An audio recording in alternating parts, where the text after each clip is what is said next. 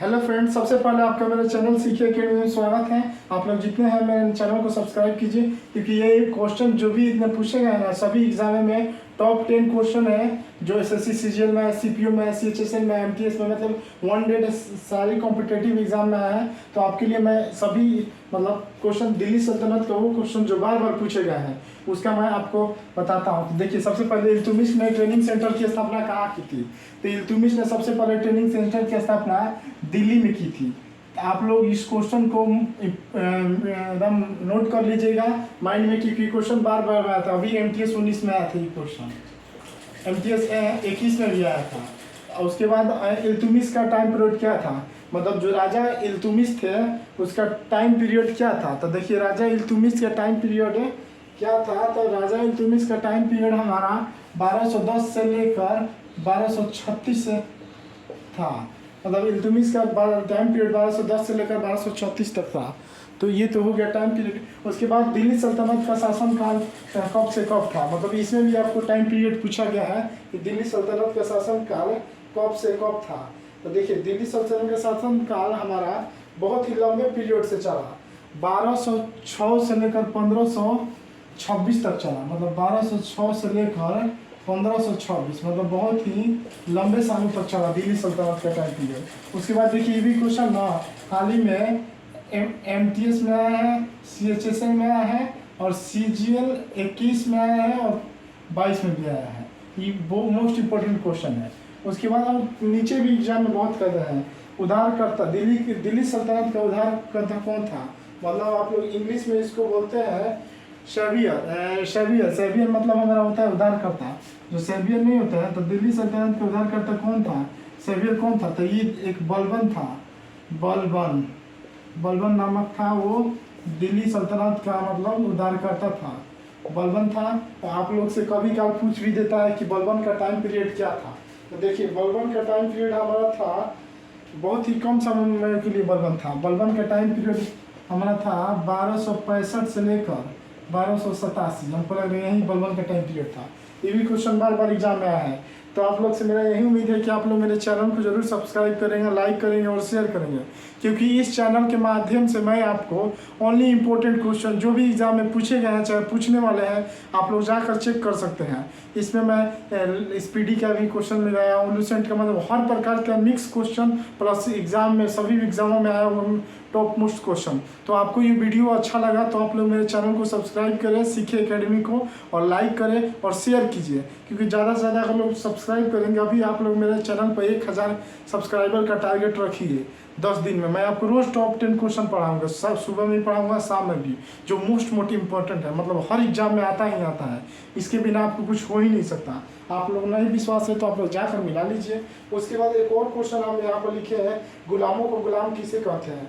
मतलब slave of slave, तो slave of slave, गुलामों का गुलाम मतलब स्लेव ऑफ स्लेव। ये भी क्वेश्चन बहुत बार आया है, स्लेव ऑफ स्लेव, गुलाम किसे कहते हैं? तो देखिए, गुलामों को गुलाम कहते हैं इल्तुतमिश को। इल्तुतमिश जो था ना, उसको गुलामों का गुलाम कहते हैं। तो आपको ये तो हो गया। उसके बाद मैं आपको और 5 क्वेश्चन बताऊंगा जो मोस्ट इम्पोर्टेंट क्वेश्चन है, उसको भी मैं बताऊँ।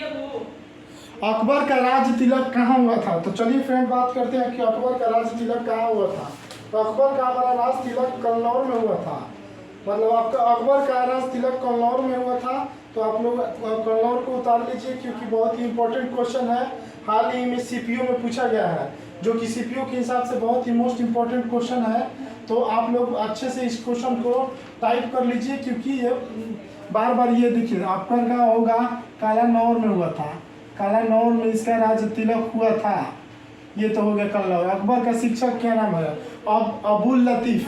अकबर का शिक्षक का नाम है अबुल लतीफ़, अबुल लतीफ़, अब्दुल नहीं, अबुल लतीफ़, अब्दुल्ले हैं, अब्दुल लतीफ़ है। देखिए, अब्दुल लतीफ़ अकबर का। तानसेन का मूल नाम क्या था? जो अकबर के संगीतकार में जो महान संगीतकार थे, तानसेन का उसका मूल नाम क्या था?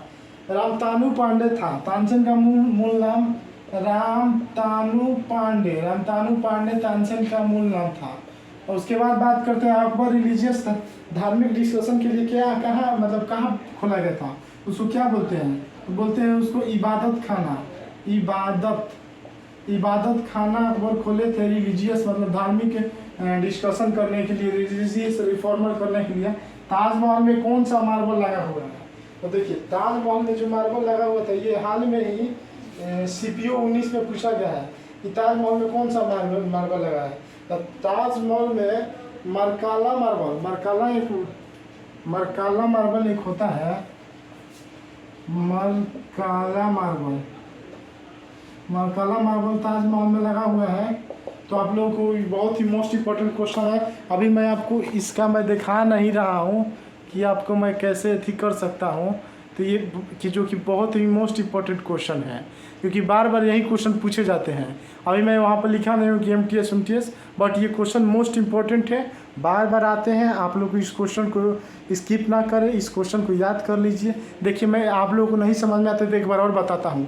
अकबर का राज तिलक कहाँ हुआ था? तो अकबर का राज तिलक कालानौर में हुआ था। उसके बाद बात करते हैं अकबर का शिक्षक के नाम क्या था? तो अब्दुल लतीफ़ था। अब्दुल एक बायोग्राफी भी लिखे थे अबुल फैजल, मतलब वो नहीं है, वो अकबर का शिक्षक का नाम अब्दुल लतीफ़। अकबर के जो महान संगीतकार थे तानसेन का मूल नाम क्या था? देखिए क्वेश्चन थोड़ा लंबा है बट मैं आपके लिए शॉर्ट किया हूँ। तानसेन का मूल नाम क्या था? तो तानसेन का मूल राम तानु पांडे था, जो कि बार बार क्वेश्चन में पूछे जाते हैं। और अकबर धार्मिक डिस्कशन के लिए कौन सा मतलब उस किन एथी में खोला था? तो उसको इबादत खाना। उसके बाद बात करते हैं ताजमहल में कौन सा मार्बल है?